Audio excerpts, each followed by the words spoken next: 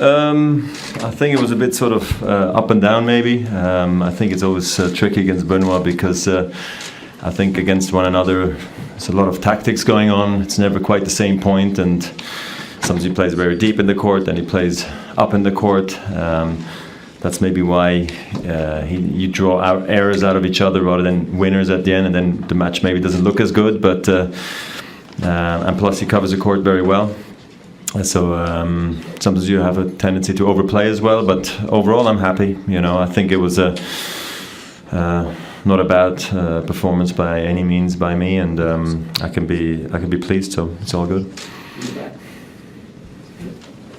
It's never. I think it's never easy when you have to work out with a lot of room between each tournament that you're going to play. I wonder if you changed your approach this year at all in terms of training between the big between spot you have from Wimbledon on. From Wimbledon to here, Yeah. Compared to last year. Well, I mean, not that much. I think it all depends on how the grass court season, how tough it was this year. The grass court, in some ways, season was almost tougher than last year's, even though I ended up winning Wimbledon. I don't know, and Halle. I don't know. I guess did I win that? I forgot. But I did. So.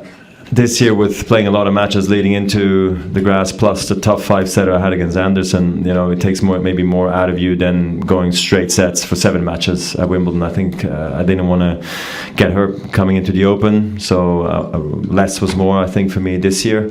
And I think also knowing ahead of time for the clay court season that I was not going to play, I could plan that schedule also much better. So I think I could have played. Obviously Toronto, no problem, but I was just worried that it was just going to be maybe too much tennis, and honestly I also have a family which I always want to take care of and want to spend some quality time with, so I just don't want to travel throughout the globe all the time and just play. So it also depends on what the coaches say, fitness coach says, my feeling tells me, and then what Mirko obviously also feels and thinks. Roger, over the last several years, you've heard that R word, retirement, over and over again from tons of people. How has your approach to hearing that and thinking about it evolved since the first time you heard it?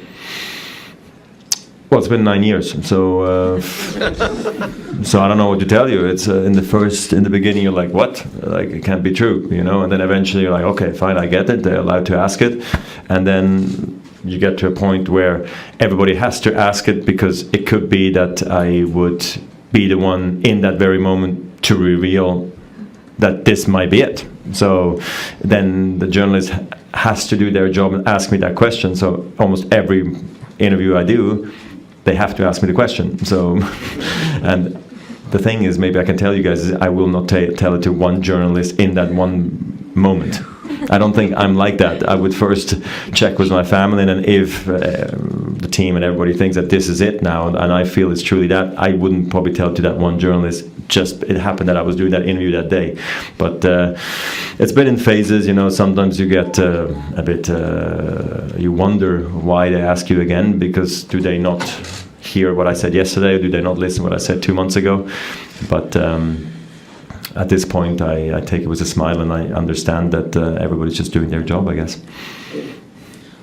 Roger, you play Nick next, obviously, or Nick Kyrgios next, and John McEnroe, I think Monday night, asked you if you were the guy to pull him aside and talk some sense into him. You said that's not your role.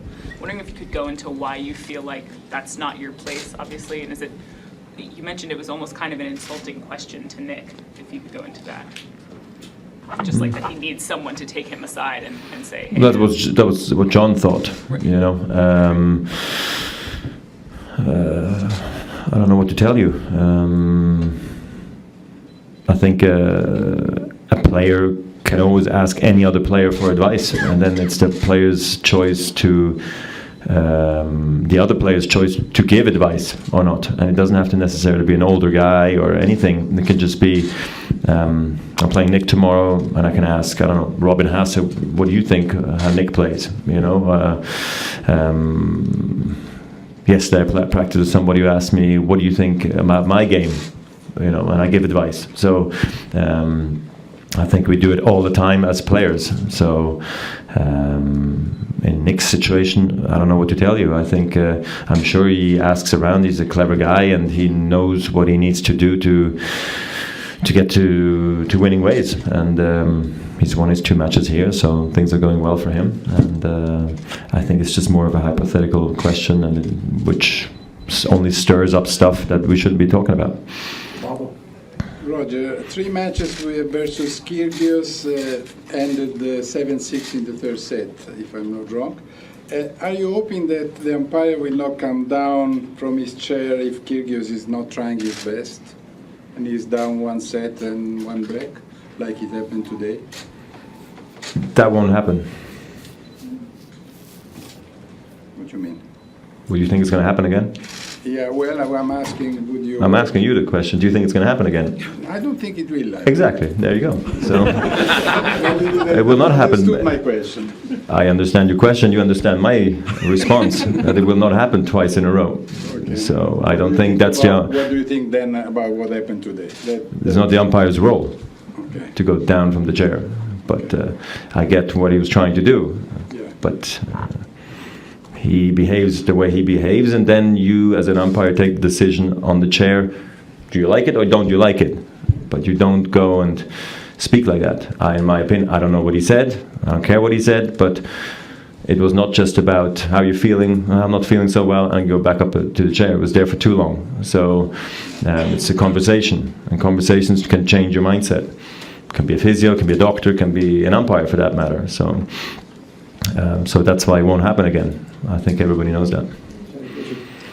I apologize for asking another hypothetical, but if the Roger Love those. the Roger Federer who's sitting here right now played the Roger Federer who won the 2008 US Open, who would you give the edge to and why? Well, I really hope that this guy would win today, just because I feel like I've improved many things over the years, and I'm a more complete player than I was back then. So I feel like the game has evolved as well, serving bigger. I don't know, it's just a different game today. So I always feel the next generation is always better than the past one. Yeah. Roger, when Nick a little while ago was asked about what your greatest strength is as a player, he said your return serve slice, and that with it, no other player has a shot like that, and without that, that is your greatest strength, and without that, you would not be where you are. Could you just comment on that, please? Yeah, I mean, thanks for the compliment. I don't know. I still feel like probably other shots have won me my tournaments than my backhand slice return, but it's part of a entire game that I have, and it just came natural, I guess. And it's also parts of maybe reading serves and reading service motions, reading ball tosses, having to feel where the guy's going to go, and then when I'm on the ball, making it, time and time again. So, but then again, I think every player feels different about certain opponents, and me also, I read the different serves differently. So, yeah. Hi. When you train to, go into all these tournaments, do you do anything different to prepare for the heat than you would do ordinarily? And also, what is your favorite cold drink? Favorite cold drink? Yeah. Okay. So it's very connected. I like it. So when it's hot, I like to drink cold water. But this year I came really early to New York to prepare before Cincinnati, because I felt like it's maybe one of these years where it could be hot. I had the plan to go to Dubai first, where it's extremely hot, but I didn't want to be away from the family, so I changed the plans, and I said, let's go early to America and prepare over here in the conditions that I'm actually going to see during the Open. So I think there is no substitute for playing in humidity or in heat. You just got to do it. If you train in the cold all the time and then all of a sudden it hits you, the humidity and heat, you're just not ready. I don't care how fit you are or what you're used to. I just think the humidity can really get to you. So I think that was a good choice. In terms of a cold drink, I don't know, I like cold sparkling water. I like a nice glass of champagne. I like a nice drink. I don't know. A lot of cold drinks, yes. It's got to be cold. I don't like warm drinks. Let's put it that way. Thank you, everyone. Thank you. No problem. No sponsor of See you around there. sponsored by Yeah, no, I'm actually doing a feature for the website and sort of like for the fans.